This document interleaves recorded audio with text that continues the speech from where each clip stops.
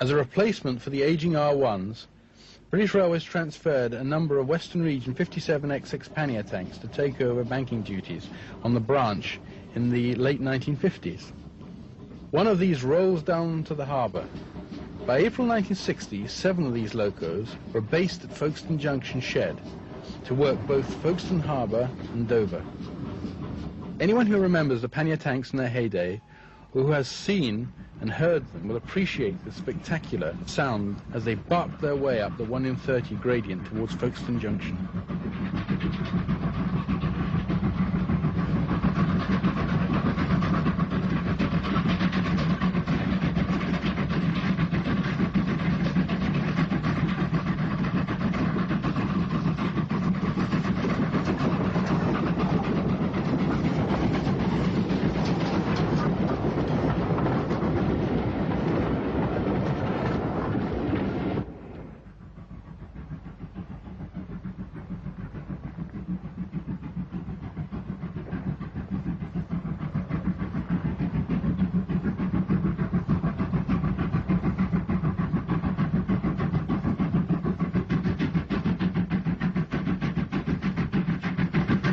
Two pannier tanks leave the harbour station with a train of 10 carriages and a van. The original harbour at Folkstone was built for the Admiralty at the time of the Napoleonic Wars by Thomas Telford. It was silted up and was virtually derelict when purchased by the South Eastern Railway in 1843. At first, sailings were subjected to tidal restrictions, but improvements to the harbour throughout the 19th century enabled it both to cope with the increasing size of steamers and also for it to be navigable at all phases of the tide. Between 1952 and 1960, the Golden Arrow returned to Folkestone Harbour for the outward journey. It left Victoria at 1 p.m, arriving at the harbour around 2:30. However, as the return service was via Dover, the empty stock had to be moved to there in time for the 4:58 p.m. departure for London. The Great Western pannier tank brings this typically southern train into Folkestone Harbour station. Luggage containers conveyed on the second vehicle are later seen being craned onto the ship, are identical to those observed in the 1930 sequence.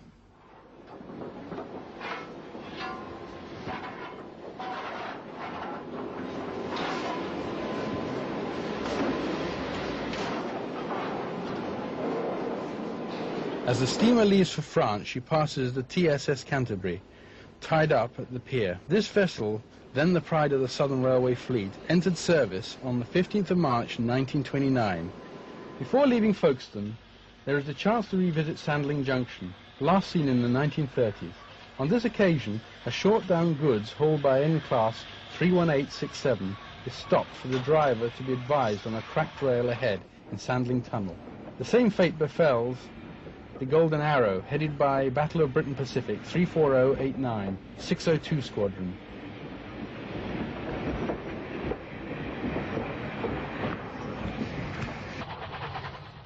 With a characteristic slip, the Pacific gets her train underway. Our final scenes, featuring the Golden Arrow, one of the most famous trains on the Southern, are at Victoria and Paddock Wood, following the introduction of the BR Standard Pacifics. From 1951 to 1958, when the Britannias were transferred away from the southern region, the train was regularly entrusted to 2 members of the class based at Stewards Lane shed in London. The end of an era came on the 11th of June 1961, when this famous train was hauled by steam for the last time. West Country Class 34100 Appledore brings the down Golden Arrow slowly through Paddock Wood on that day.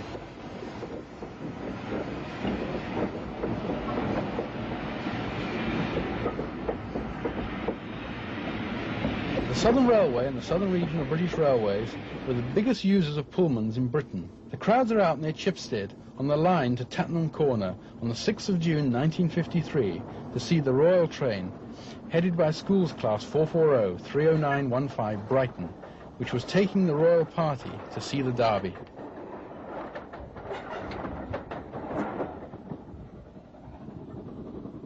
The Royal train is followed by the so-called Bookie's Bell, an all-Pullman train. The loco for this train is number 31822, the first of only 6 N1 class 3-cylinder moguls built by the Southeastern Chatham in 1922.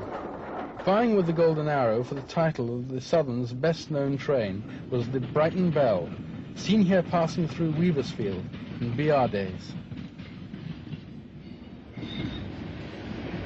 C.J. Bernard had a cab ride on this famous train in 1939, from which we present these extracts.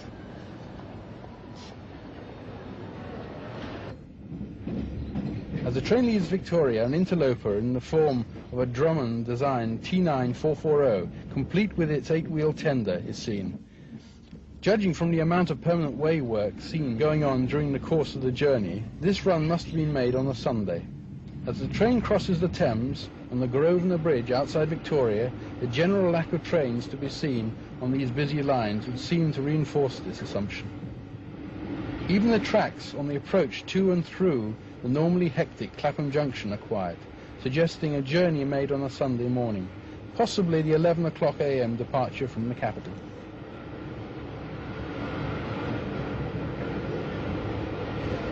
We saw the precursor of this famous train earlier in the programme. This was the Southern Belle, which first ran between Victoria and Brighton in 1908. When the Brighton line was electrified, 3 5-car all-Pullman electric multiple units were ordered by the Southern Railway. These began to operate the Southern Belle from the 1st of January 1933 when electric services on the Brighton line commenced. It was here at East Croydon that the steam haul Southern Belle was seen earlier in the programme. 3 units were the first and only all-Pullman electric multiple units in the world. The name of the service was changed from the Southern Belle to that of the Brighton Belle on the 29th of June 1934. The original units continued to operate the service until they were withdrawn by British Rail in April 1972. With the exception of some years during the war, when all Southern Pullmans were withdrawn, unit number 3052 was damaged in an air raid at Victoria in October 1940, but was subsequently repaired, being ready for traffic at the time when all Pullman services resumed on the Southern in October 1947. Look at the condition of the railway in these scenes. The tracks are not covered in litter, and the trackside environment and vegetation are beautifully maintained. Quite a different picture to that which pertains today.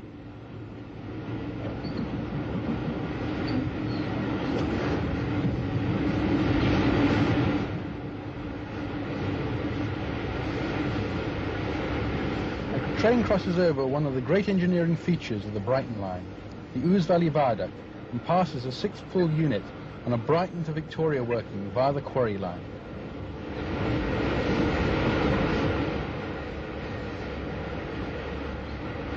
The train halted at the signal is headed by an E-Class 440 and composed of ex-Southeastern Chatham stock.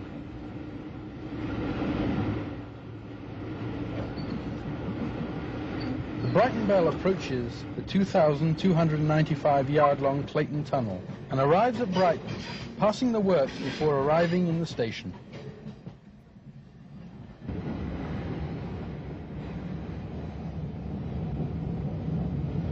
We stay with the LVSCR for the next part of the programme, which features vintage Brighton steam classes, starting with the most elegant of designs, the H2 class Atlantics, represented here by number 32425, Traverse Head. The locomotive is working a rail tour from London to Brighton in 1957. The carriages are ex-LSWR corridor stock.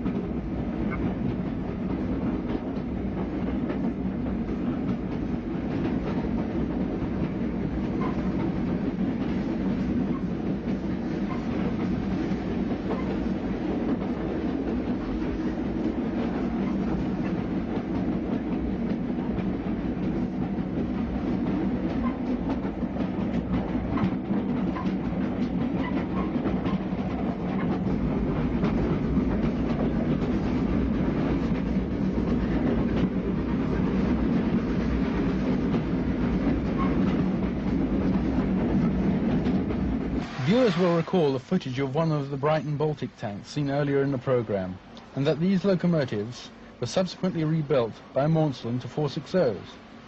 This is how they looked in their rebuilt form at London Bridge on the 23rd of June 1956.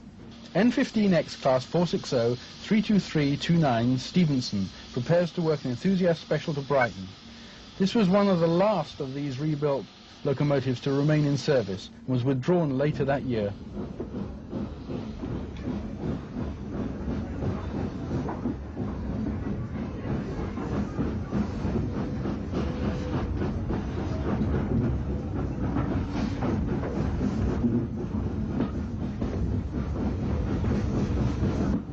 At Brighton, the loco goes off to the shed for servicing.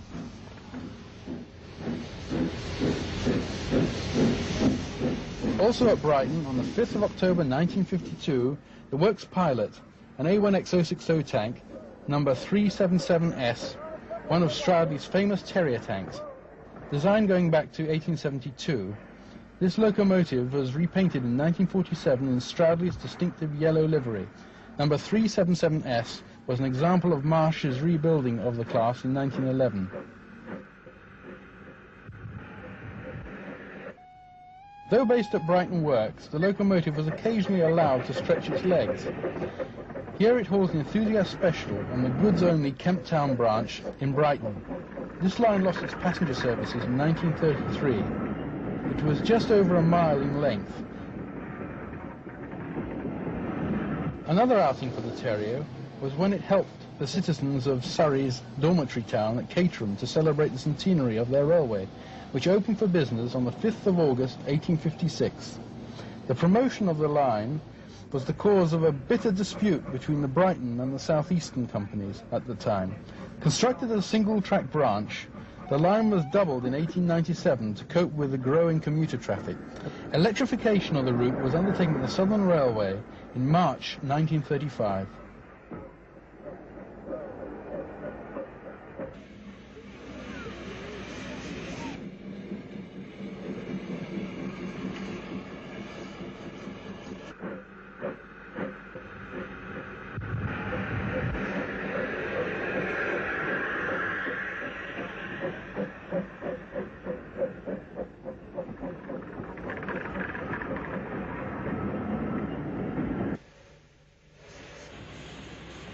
This is Amberley on the Mid-Sussex line in April 1952.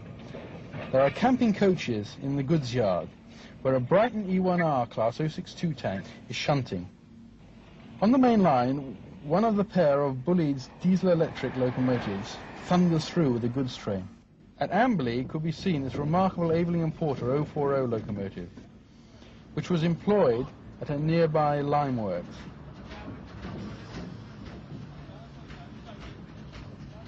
It was really a traction engine on rails, complete with flywheel.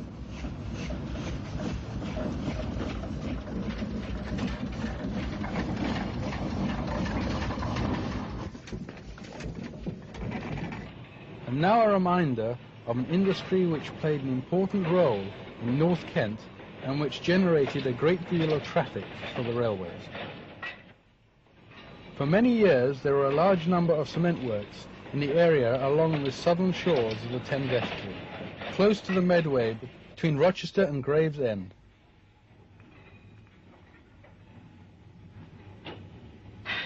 An essential ingredient of cement making being chalk, which is in abundant supply in this area. These chalk quarries had their own railway systems, which often operated on different levels.